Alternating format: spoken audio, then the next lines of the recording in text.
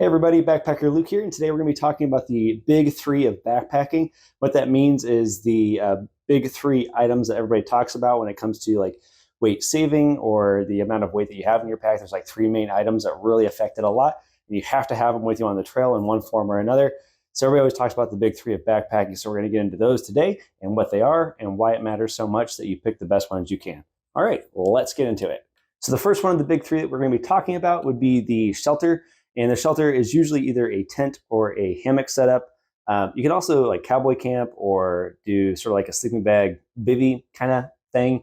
But usually people end up using either a tent or a hammock setup. So I have those here today and we're going to kind of go through them. But the reason it's one of the big three is because no matter what kind of shelter you use, you kind of have to bring one with you on the trail.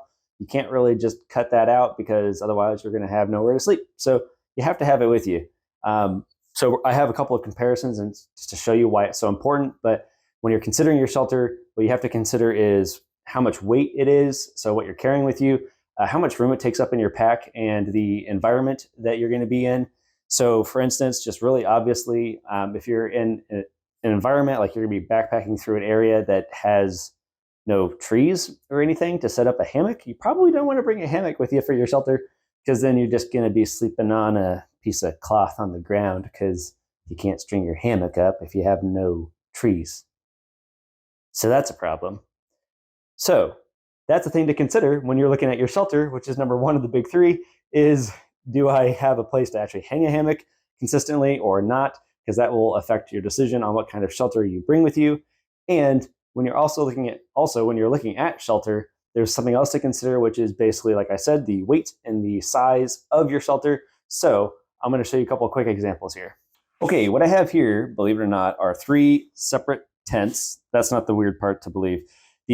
Believe it or not, these are all considered two-person tents.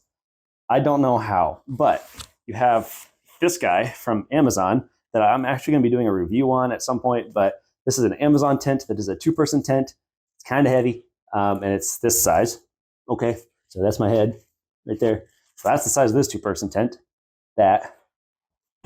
Then you have this two-person tent, which is more like a camping tent. It kind of doubles as both. It's certainly not ultralight. It doesn't even market itself as being ultralight or lightweight, but it is technically a two-person camping / backpacking tent. So this is a two-person tent. And finally, this is the Fly Creek Ultralight 2 two-person lightweight backpacking tent. It's the only one that I have that actually markets itself as a lightweight backpacking tent. But you can see when you're talking about which shelter to choose of like the first one of the big three, it's really a big choice to make because all of these weigh different. Excuse me, all of these because all of these weigh different. All of these are shaped differently, kind of, and all of these are different sizes. So you can see like really the kind of the diameter of each of these here. So when you're picking your shelter, it's really important to pick the right one for you and what matters the most. Does it matter the most because this blue one, has the most headroom and most space inside the tent, but it's pretty heavy. This guy is the lightest, but it's also the smallest size. So inside, you're not going to have a lot of headroom or a lot of extra space for two people. It's more like a cozy one person, if I'm being honest. So when you're considering tents, all of these have kind of different pros and cons and weights and sizes and shapes, all that kind of stuff. So it's really important to know what you want and what you need in your shelter. The other option would be the hammock, which, like I said, you don't want to do if you are going through the desert or something like that where you don't have trees consistently because you won't be slinging a hammock if you have no trees. So I'm going to show you, but consider that granted, this is a hammock I made on my own, made out of Dyneema. It's really easy to make. I would recommend you do it. You can just sew yourself a hammock on your own. It's a lot lighter than you're going to find from like Eno or Cotopaxi or anything like that. So I just sewed my own hammock and made a little stuff sack for it. And inside of here are also these straps that you use to sling up the hammock called whoopee slings. I might do a video on whoopee slings, actually. They're really fascinating. And then this is an Eno rainfly to go over the hammock. So this is my whole sleep system right here when it comes to shelter. So either tent or a hammock, not the pad and all that kind of stuff. We're going to get into that. But you can either have this, but you have to have dependence on trees or something to hang it up on. Or you can have something like this, which is actually a tent, two-person tent. Also consider that hammock is technically a one-person, so one-person hammock and rainfly or two-person tent. which is kind of like a roomy one. So, you know, when you're considering the first of the big three, really important to take all that into consideration. Number 2 of the big three to consider is your sleeping bag or quilt or top quilt or bottom quilt or whatever it is if you're using a hammock, all sorts of things. But the base of the thing you're going to be inside of to keep you warm when you're on the trail. So I have here, just as the example, is a down like 10 to 15 degree backpacking quilt that I sewed myself. I'm bragging a little bit, so sorry. But this is what I use. And the reason you really want to consider this, obviously, is it's another thing that's going to take up space in your pack.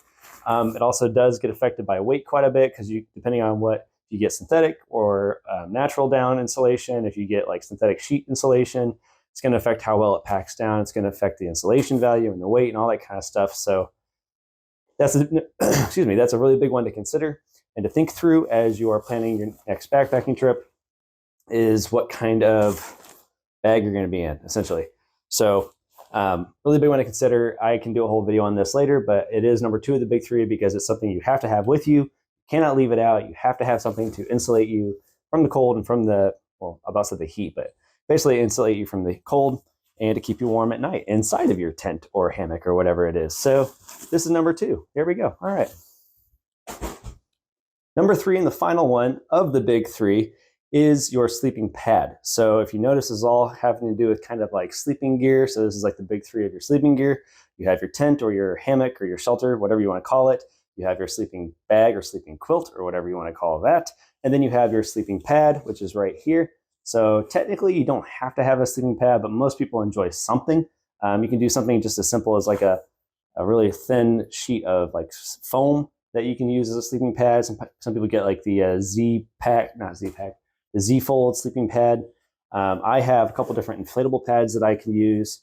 So just like the kind of the tents is, you have different diameters and shapes and sizes and all that. So it's really important to consider what you need and what you want and your budget and the room you have in your pack and the weight that you want in your pack and all that kind of stuff.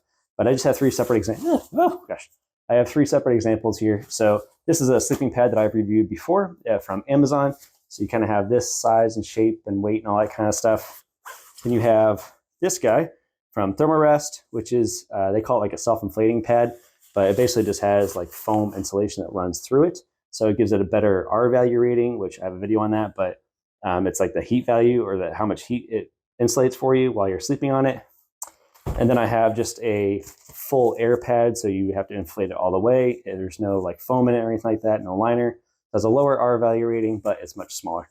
So when you're considering the third of the big three, you just have to decide how much heat you need to retain when you're sleeping on it, how comfortable you want to be, how much weight you want to carry with you versus comfort, all that kind of stuff. But that's number 3 of the big three. So I hope that's been helpful for you. I hope you enjoyed the video. If you did, make sure to like the video, subscribe to the channel, and I'll see you in the next one. Okay.